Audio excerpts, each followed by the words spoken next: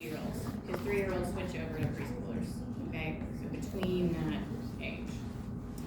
Now, again, they're not completely dependent upon you, right? Because they can walk, they can feed themselves, they can do a few things by themselves, but they absolutely can never be left alone for any amount of time, ever, okay? You have to have your eyes on them at all times, okay? Because they have no boundaries whatsoever. They can accomplish crazy things in small amounts. The thing with them is now they can use their motor skills to get anywhere they need to get, right? They can climb, they can pull chairs, they can climb counters, they can get places that they couldn't get before. And they also remember that you put things away, okay? They go babies searching. don't remember you put it up in the cabinet, you know, they forget about it. But object permanence is this thing that toddlers start, and it kind of starts at the tail end of infancy, but it definitely in toddlerhood. Like, they remember that you put it behind the cabinet door, okay? They can put it up in there. And they can figure out how to climb to get there, okay? I watched my niece, Spider-Man climb up the side of a car into an open window. I mean, I was just in awe of it, and I thought, well, she's not gonna get her yet, I'm just gonna stand here and watch it. You know, because I was like, I'm not gonna leave her in the car, you know? But I'm like, I was pretty impressed to watch her, Spider-Man, climb a car. And we also caught her on the top of the fridge. Got my kid up there. We got him in the freezer one time. Yeah, I mean, on top of my mom's fridge. I'm like, where is she at? Like, she was just here a second ago. You need to start anchoring bookshelves. On top of the fridge. She left my sister. Oh, yeah. Everybody that took My my kid youngest had was to kind of a anchor climber, but she everything was into terrible. walls because you could leave him for 10 seconds and he'd be at the very top of whatever he needed to. Because he liked to see if he So like I could said, jump. they have the ability to do things, right? So we To conveniently get places place and to couches around. remember things. So you have to be very vigilant, very careful with a toddler, okay? And so Erickson is autonomy versus shamed out. So really autonomy is just the second level of independence. Like, I learned to trust my environment, and now that I trust it a little bit, I want to be a little bit independent. So I might, go and play with that toy, but if something scares me, I'm running right back to mom and dad, right? I'm still a little bit not sure about things. And I don't have all the skills yet, right? I'm not quite there. Okay. But I am developing better control over my body. Okay? So we're going to talk about all these different types of tasks that toddlers should be able to learn to do. Okay. And having a toddler, if you've had one or you've met one ever in your life, they're different, right? They're fun, but they just lose it periodically, temper tantrums, because they're frustrated. Like, I know enough and have enough skills to do some things, but really not enough to complete things and do all of the things I want to do, and I don't know how to process my frustration, so I just lose it. Or for absolutely no reason. Or for no reason whatsoever. I might just lose my mind for a minute. That's all normal, but that's frustrating, right? To you as a parent, like, why don't you know what's happening right now?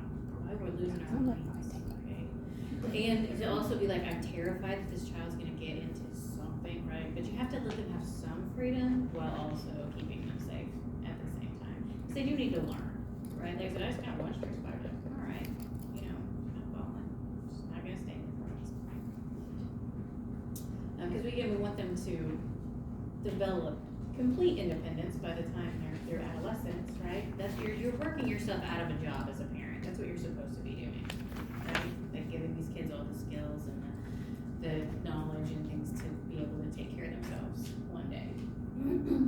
So we kind of talked about this the other day. Negativism means they use the word no for everything. They're asserting their independence a little bit. Like, you told me no.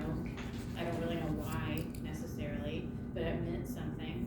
So if I say no, that's kind of me exerting my independence a little bit. Okay, but they're going to say it about everything, like we talked about. Yeah. Do you want ice cream? No. Do you put your clothes on? No. Do you want whatever? No. So that gets frustrating as well as a parent. Like, oh my god, right? Like, here we go again.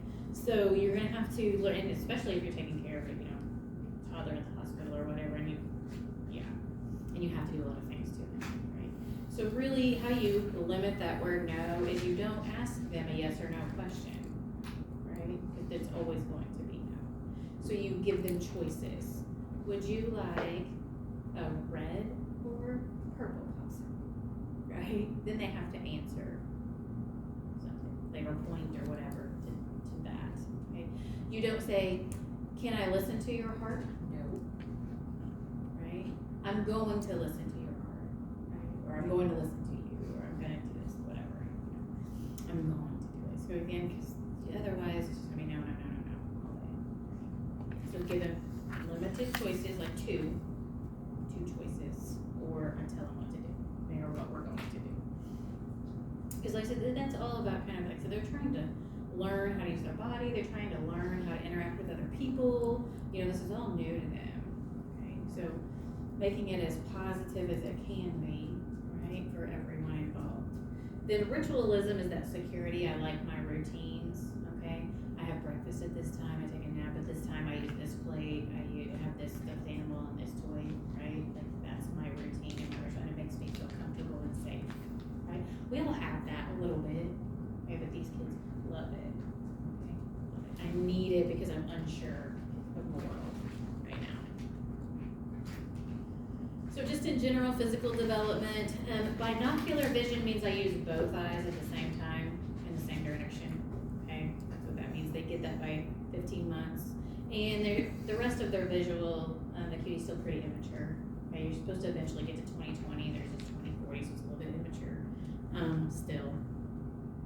And then they grow in their legs and their arms, and then their chest should become larger than their head while they're a toddler.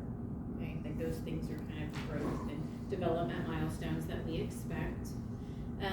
The look of a toddler is a pot belly or a poochie belly still and bow legs, because their belly gets bigger, like, so they're kind of growing down this way, but they still have that kind of big belly, and their legs are still pretty weak because I'm just learning to use them, right? I just learned to pull up and start walking, and so the weight of the rest of their body kind of makes their legs bowed out a little bit until they get stronger, right? Because I'm going to be using them a lot more, right? Then your big weight milestone is quadrupled by 2.5, okay, by birth weight. They usually gain about, most kids in infant, preschool, and school age grow about 4 to 6 pounds a year. Okay, that's pretty average. But again, there's your other milestone. Okay. And then height is about 4 inches. Just an FYI, not important to know, but by the time you're 2 years, that's half your adult height typically. Okay, again, you're gonna grow about 4 inches a year during this time frame. And then we kind of already talked about like that CNS system continues to mature, and it takes a while for all of those nerves and the spinal cord to kind of finish developing until you're at least 2 years of age. And so you can't really even think about potty training until 2.5 to 3 years, okay? Because they just don't have the ability to do that yet. There's some other things we're going to talk about, and that they need to be able to have motor skills to pull their underwear and pants up and down. They have to be able to have verbal skills, speech skills to tell you they need to go. They have to be able to stay dry or some things. Okay. Here's your vital signs. We already learned infant and newborn, they're the same, right? So that heart rate and respiratory rate that we learned earlier is the same for that infant.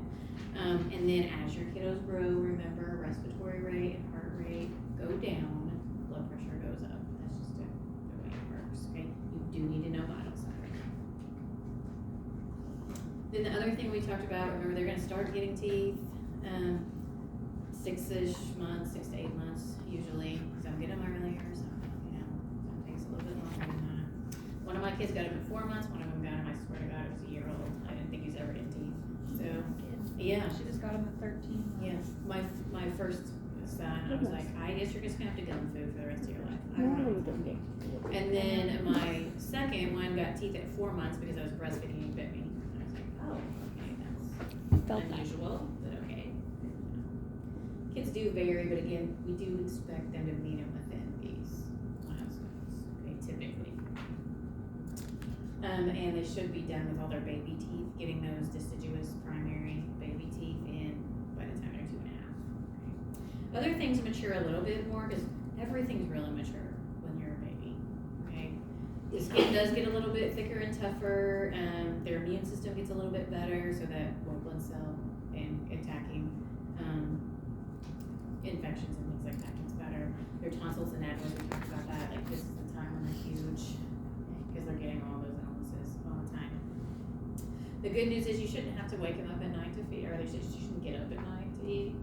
They shouldn't need multiple things throughout the day. They should be able to do 3 meals, okay, if you can get them to sit still long enough to do that. 3 meals and about 20,000 Yeah, snacks. Exactly, because they don't ever finish a meal, because they're toddlers, so then they're hungry again. Yeah. But technically, they have the stomach capacity to do it. Physically, they can't. That's about it. So like I said, here's that sensory motor and that cognitive development, okay? So again, they're using, like I said, all their senses. So that's why they have to touch everything, they have to shake it, they have to put it in their mouth, they have to look at it, they have to hopefully see if it makes a sound, all that. They do that. And like we already talked about their memory getting better, that object permanence, they know where you put things and I can get to it. We talked about that. And it's trial and error and repetition over and over and over. So like if they learn that the light switch turns on the light, they're gonna try them all, right? Or I'm gonna keep doing it, like they've been on and off, on and off, on and off, on and off, right? See if that's really true, like it keeps doing it, right? Trial and error a little bit. Or we go to another room, we'll try this one, right? Like, let's try this one. Okay. And like over and over and over. Like a baby sometimes, you probably played that game where you give them the toys in the high chair, right? And they throw it on the floor. And then you pick it up. You gotta pick it up, and they Then see, throw it again. I'm gonna see if that works. I'm gonna do it again. And then they giggle and keep going. Yeah. Until you're finally like, all right. But again, that's all that learning to trust your environment and learning do things don't work that way if you do it again and again, right? They have to try it all out. So like I said, separation anxiety usually is around 8-ish months, 6 to 8 months. It starts all the way through toddler. Okay, like they lose it. They do not like to be away from their safe people. Okay, they don't like it. Have a lot of anxiety about it. Okay, and then like I said, they have that basic cause and effect. I'm going to try the light switch, a whole bunch of times. Or they think if something has this function, like say you had toys in a Walmart bag. You shouldn't leave a child alone with that. It's a plastic bag. But that's where you had them, and you took them someplace and they got their toys out of it. They would think that all Walmart bags had toys in them, right? Because that's what I saw in there. So they might get into your groceries, right? Because I thought there was toys in there. So that's their kind of mindset, right? I don't really understand that it can do different things. Yeah, it only does one thing. They can start to learn shapes. At this age, that shape sorter toys, right? We put the circle, the star, the square, whatever. They can start to do that. They start to learn it. We already talked about the no and the negativism. And they do start recognizing differences in the household, like my mom does this or my dad does that. It doesn't matter, but it doesn't have to be anything in particular, just whatever you do, right? Maybe my dad cooks or my mom does this. They kind of start seeing that a little bit, okay?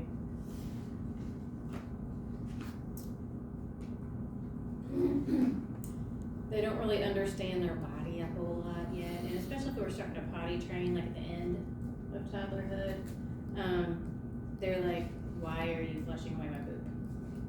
That just came from me, and maybe I need it. Why do they play in the toilet sometimes? Why do they do what they do, right? I think I'm supposed to have that.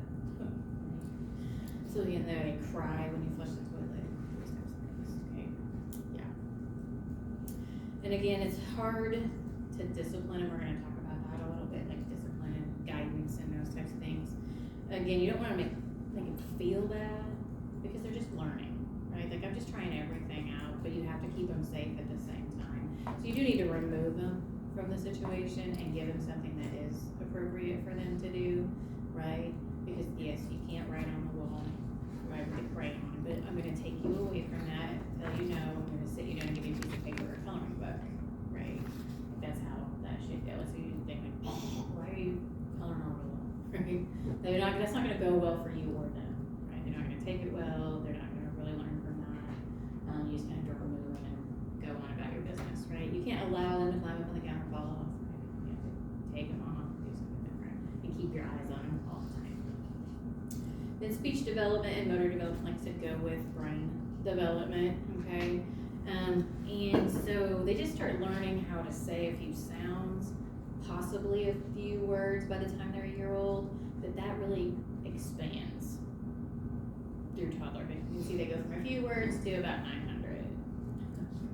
And most of it you can understand by the end of toddlerhood, right? Most of it. And they'll even start to put a few words together. You know, they say that me do it. Or, yeah, you know, or whatever. They do those types of things. And like I said, they're going to respond to you how you interact with them, right? They feed off of you. If you have anxiety, they have it. If you're mad and you yell, they do that too, right? Because they're imitating you. That's how they learn how to do things, okay? So we kind of already talked about, like I said, it's teaching, not punishing, because again, they don't understand anything yet. You can't really expect them to. They don't have the moral development of the brain development. They don't have those things. You just have to keep them safe and redirect them all the time into something that they should be doing, okay? You can do this. So like I said, like keeping them safe while also letting them learn at the same time. And then temper tantrums, like I said, we all know that is normal in this age group. Again, they get frustrated because I'm trying to do something that I want to do, but I don't have the skills yet to do it. Okay, I can see my brother doing that, and I want to do it, but I can't because I'm not big enough yet to do that. Or like I said, they don't have words yet, and their emotions are frustrated. Right? They don't know how to use that stuff. Okay. So like I said, if you're having a temper tantrum, especially just ignore it for the most part, right? Because if you ignore it, they will want to keep doing it because they didn't get any attention for it, right? It didn't work, so they're gonna try something different. Typically, kind of ignore it, and then praise them when they do something good, like, oh, good, we didn't have a temper tantrum, good job, right? Like, awesome. And then if we need to do timeouts, like they're losing it completely, and maybe, or they're doing something that's unsafe and they have a temper tantrum, I just need to remove them from that, put them in timeout. Now, timeout means, again, like we said, no, with nothing stimulating them whatsoever, right? You're sitting in a chair by yourself, no TV, no toys, no books, no nothing, right? No other kids running around you. That's gonna cause problems at the timeout. And it's 1 minute per year of age. You cannot expect a toddler to sit for 10 minutes. They don't have the attention span. They don't even understand why they're sitting there for that amount of time, right? Like, I don't know. I know it happens. But sometimes it's a cool down time for them, right? You just gotta sit here by yourself with nothing else going on until you settle, and then you can go back about your business, okay? So like I said, and be consistent, right? If something is wrong or you don't want them to do it, then you take them away from it every single time, right? And put them with the thing that you want them to do. It's consistency. Because if you don't, sometimes it's bad, and sometimes it's not. They're like, I don't know, I'm just gonna keep doing it, right? Because I don't know, I don't understand that yet. And so like I said, be as positive as possible. It's frustrating, toddlers are frustrating, we all know it, right? But be positive and try and keep your cool while they're losing it so that we can fix this, okay, in the long run. Fear or physical punishment is pretty inappropriate for this age group because they don't understand it, right? And they learn from you. They're gonna do to everybody else what you do to them, right? So if they get mad, they're gonna hit, something like that. So I'm not saying you should never spank your kid, but it's not really working at this age group. You know what I mean? It's not really working. So they don't really understand it, and they'll really do it to somebody else. Like, you took my toy, right? You made me mad. You're not supposed to do that. And just no fears. Toddlers are kind of fearless for the most part. They don't understand boundaries and things like that. But just know that's why they need you close to them, so that if they do get scared, they have that security and that trusting person that they can be with, so that it's not quite so scary for them. That's why we like to keep parents and kids together, or family members and kids together, right? It decreases that fear and that separation anxiety. Because like I said, once they learn it, it's hard to unlearn it, right? Like if something bad happened to them in the ER and that nurse wasn't good, and then they come to the doctor's office and see you in scrubs, they're like, right? It's just an example. Or something bad happened in the doctor's office, you come to the ER. You hope everybody that was with them did it well before you, because it's hard to unlearn that in kids. Okay. We already talked about the rituals and those types of things. I feel like we talked about transitional objects too. Remember, that's the like stuffed animal or the blanket or the whatever they need. For them, that stuff is important for kids. Okay. I was just gonna put this in there, like, so they're gonna follow your example, right? Or what they see you do versus what you say to them. then like daily care, again, you have to be flexible for these kids, right? They need their routine, that consistent routine, but also being flexible enough to be like, if they need this amount of time to eat, that we let them do it. Okay. Allow the time in your schedule for a toddler to have a temper tantrum, or to need to sit there and eat a little bit longer, or to need to do something, because it's just gonna take longer. Everything you do, the toddler takes longer. So build that into your schedule. Don't be like, I gotta go, right, wait up till the last second to have them get their clothes on before you're ready to walk out the door, because that's gonna take another 15 minutes, right? Because they wanna do some of it themselves, and they need to learn how to do it themselves, but you're like, I don't really have time for this, right? So you have to kind of build that in and think about it a little bit. We already talked about all kids, you should be down on their level, so they're not scared, right? Like you drop down to their eye level, so they're not scared of you. And again, don't set them up for failure. Give them clothes that are easy to put on and off too. That's gonna save us all some trouble. Like not something with a bunch of snaps or buttons or zippers, right? Like pull on shirts, pull on pants. It's gonna make everybody's life easier, okay? Don't set yourself up for a temper tantrum. We already talked about sunscreen with kids. That's important in all levels. And again, this isn't super important, but make sure that their clothes fit them and they have room to grow and that they can put them on and off if they need to, okay? You know, make sure that they have that room so that they can use their body and they're not gonna be pinched or cramped or constricted in any way, okay? In that all of their, you notice like all of their equipment is their size, right? Their plates, their cups, their bowls. And sometimes you have your own separate little table. On the PEDS unit, they have in the back, I don't know if you guys have noticed it, you guys have been up there, there's like a desk area by the windows in there, and so there's like an adult size, and then there's a kid size in there. Like it has a little chair and a little lower, like they could sit there and eat, or they could sit there and color or play or whatever. But it's kid sized for them, okay? And like kid sized, you know, other things that we have. Kid food, kid toys, kid whatever. Okay. Let's talk about potty training. Really the big thing to know that they're ready is that they stay dry. They wake up dry from a nap, or they wake up dry after bedtime, and they stay dry for at least 2 hours at a time. That's like, okay, that means they have the capacity to do that and the sphincter control to do that, right? The other things they have to be able to do, like I said, are motor skills for their underwear and their pants and those types of things. Their verbal skills to be like, I need to go potty. They need to be able to tell you that, right? So that really that stuff's not in place until about 3, or all of that. And then, like I said, you kind of have to figure it out. They're gonna start being curious about it pretty early, right? Like, what are you guys doing in there, right? They follow you in there. They want to be, you know, they want to be where you're at, and they want to see what's happening with you, their siblings, who else, you know, whoever.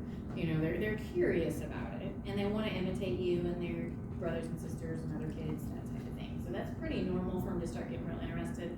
But again, making sure that they are physically ready for potty training. You can't rush it just because you're like, hey, this kid's 2, and I'm having another baby, and I want him out of diapers.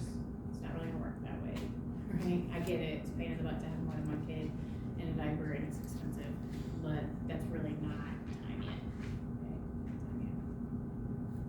And so again, you have to make it kid friendly, right? Kid friendly. And so how are they gonna be able to use this toilet? There are the little potty chairs that you can use. In my opinion, they're just disgusting, but whatever. If you like them, if they work for you, that's cool. But I'm like, you gotta clean that thing and your other toilet too. I don't want to do that.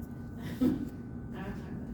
But they're little, right? And they're made for kids, and then some of them even have flush sounds, and you know, they're fun. But then you have to empty that thing. It's just like using the bedside commode or something. Gross. But if you're gonna put them on the big potty, that's pretty big compared to a little kiddo, right? Like I don't feel real comfortable and secure because the toilet seat's way bigger than I am, and it's high up, and my feet are dangling. Right, I'm kind of scared a little bit up here. So you can get those toilet rings that kind of fit in there and make it kid size so their butt doesn't fall down in the water. You can turn them backwards. I never thought about that until I started teaching this stuff. Like, oh, well, that's kind of interesting. I never thought about that. I also had boys in potty chairs, and the force of the urine that comes out of a little boy. Having to teach them to push it down. Yeah, oh yeah. But still the force of mine, maybe it's just my kids, I don't know, it just whatever. I'm like,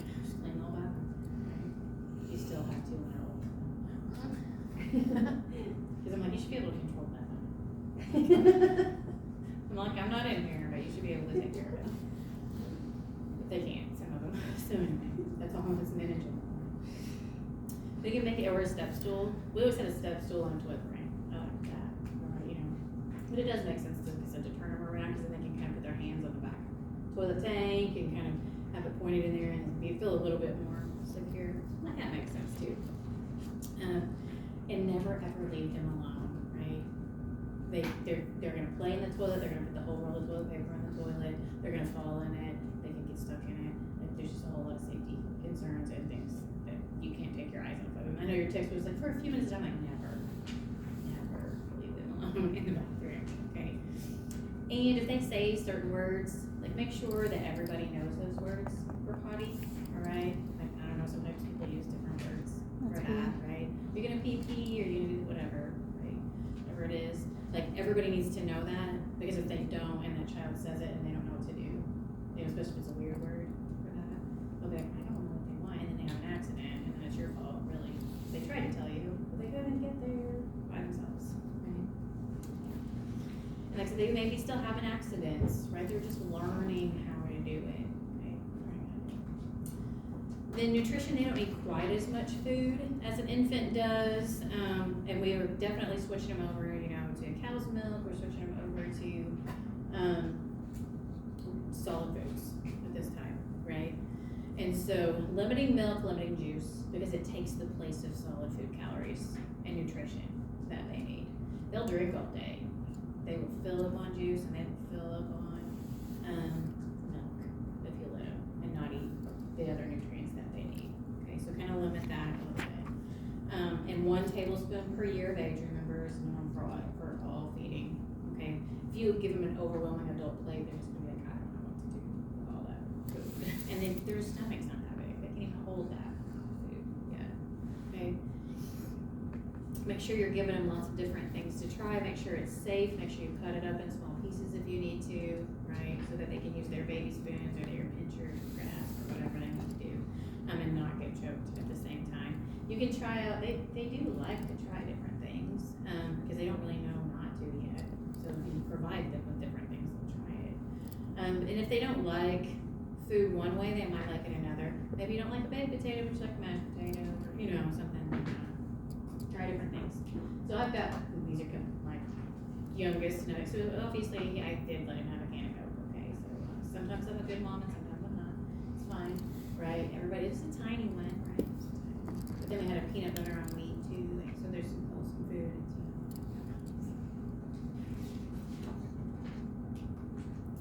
And then sometimes, like I said, they need to quiet down because toddlers are busy. Toddlers and preschoolers are busy kids. They're running around, they're playing. You need to maybe settle down, read a book, quiet them down for a few minutes, or they're no way gonna be calm enough to sit very long at the table and eat, okay? Like I said, they're picky, so try to do different things, different ways with them to get them to eat. And they love that ritual, like I said, the cup, the plate. I want the princess plate, or the Spider-Man cup, or the whatever, and I have to use it every single time. Right? We talked about it being grazers already. Daycare, not super important one way or the other. Sometimes parents feel guilty about it, but you shouldn't, right? If you have to work, you have to work, right? You have to provide for your family. That's okay. And it's good to kind of let kids go and trust other environments and learn how to play with other kids and interact with other people, right? So it's just a safe place. That's a good thing. There's a million different types of that out there, right? There's family daycares, there's local daycares, there's daycares that are have all the rules, and they are, they're businesses, those types of things. Just make sure, most importantly, that it meets your needs, right? Is the price, but then do they have the same values that you do, right? Like you're gonna discipline the same way, or you're gonna do the same things the same way, because that's gonna make things better for you. And like, so does it fit your lifestyle? And definitely have a backup plan, right? We told you that like before you start nursing school, have a backup for your backup for your backup provider. Like have a plan for that. Same thing, because if they're sick, they're not letting them come, right? Anyway. There is lots of programs out there to help pay for it too, if the family would need that. Okay. And daycare differs for toddlers than it does preschoolers. We'll talk about preschoolers next, later on. And then they just have shorter attention spans. They don't need organized activities, really. They just run around and play and do whatever they do, okay? And they have parallel play at this age. Infants have what we call solitary play. They don't really play with other kids, but they watch them, right? But they play with toys by themselves. Toddlers have parallel play. That means we're both playing, but not together. Like I'll play next to that child. We might be playing with the same thing, we might not be, right? You may have blocks, I might have a truck, but we're next to each other. Again, safety, safety, safety at all times with play. Accidents are the biggest cause of issues at this age group. We already talked about that, right? Childproofing. We talked about first seat safety, and here it says 2 years in your book, but it didn't on the other one, so I, for some reason, failed to fix it. Don't let them play in the car, right? The cars are not toys. How many times have we seen the kids knocked it out of gear and rolled off in a car, right? Or they get themselves shut in there and it's hot or cold or whatever, right? You don't let them play in that. And then these kids are old enough to, that they need to make sure, and they'll just run into the street. They have no boundaries. So you have to make sure you teach hand holding and being with an adult and keep track of them, okay? I think we've already talked about burns and bulls and choking quite a bit, like keep things out of reach. And burns, especially in toddler age group, is they want to reach up and grab something off the stove, right? They really shouldn't be in the kitchen. You should make sure handles and things are turned in. You shouldn't be holding your kids while you're cooking, right? Those types of things. That's kind of the big thing. The water heater temp for their bath water, like make sure that's turned down if you have liquids, and check it before you put them in it, right? And try to teach them what hot means, but they really don't understand it. We just say hot, no, like don't do that. Hopefully they won't, but they probably will. We already talked about falls, pretty much. And appropriate toys and foods. Kind of talked about that already. They shouldn't have a lot of these things. And if we have things that are in circles, we're going to cut that up right into smaller pieces. We talked about plastic bags and all that. Hoisting, again, keep it in a locked cabinet, right? We talked about that. Keep it in a locked cabinet in its original container, child-proof containers, okay? All water you have to be vigilant around and not take your eyes off these kids because they can get in trouble real quick. And then animals, toddlers are unpredictable. They can pull fur, ears, tails. They can, even if you think it's a safe animal, if they reach down and try and touch its food or touch its toy, it can still react to that. We took care of a kiddo on Pete's one time that had a dog bite. And otherwise the dog had been, was played with the child, did not have a problem with the child, but it tried to take its toy, which it wasn't thinking anything about, right? And the dog bit him. So again, don't really think any of them. Just because you don't know what's gonna happen. Don't personalize clothes, right? Backpack, shirts, that's a thing that happens a lot. But again, a person who wants to harm your child, they know their name, they're like, oh, that's a familiar person, I know my name. Right? So it's kind of a bad idea to do that. You guys know not to ride with scissors or have things in your mouth while you're playing, right? I know it's in the book, but I'm like, alright, I'm pretty sure we all know that. It's gonna happen. And then like I said, toys, they really like raw materials, okay? Paint, water, pots and pans, books, things that they can push and pull. Eventually they learn tricycles down the road when they can use arms and legs and things together. They do eventually learn that. So again, that growth and development level, what's safe for this age group and what's not gonna frustrate them is important. Like I said, play is the work of kids. This is how I learn about life. And it's their social development as well. These toddlers are really all about me, right? Like I don't understand anybody else's feelings or problems, right? I don't understand that. And so it's really all about me. Like I'm gonna be like I was playing with that toy and now you're playing with it, but it's really all about me. So I don't care. I want it back. I'm gonna take it. I don't have boundaries about that, right? So we get into some trouble because then they can't really relate to other people's problems. Okay, like it's all about me. Yeah. Like so, they do parallel play and they don't share well. So this is a picture of like a parallel play. Okay, parallel play, like one's playing while they're next to each other, but they're not interacting yet. Eventually they will as they get older. And then those raw materials, like we had some paints, we had some water, toys there, so they really like that type of thing. And this is a picture of mine, which you can clearly see we have a child-safe toy in the background, right? Obviously we weren't too concerned, I don't know who took the picture, but we obviously were like, all right, like this is something that happens on a daily basis, But he's on the lawn, like outstanding. mean, I'm sure we went over how they were right after this. Like, and I don't know who took the picture, but we weren't as concerned enough to not take a picture. Right? But you can see why they don't care. Like, you have a toy right there that you could be on that's safe for you to slide on. But now I think I'm gonna climb on a lawnmower instead. Right? Good times, toddlers. Good times. Like I said, my second one was a little bit of a climber. So, all right, guys, that is that. Okay, infants and toddlers on Tuesday. We're gonna meet in 128 for the quiz. Okay, and like I said, we'll come up here and do. I think is it 9? I think. Yeah, we've got some more med surge content next week, and then we'll switch back to growth and development. Okay. Yeah, it's on the schedule. Questions at all?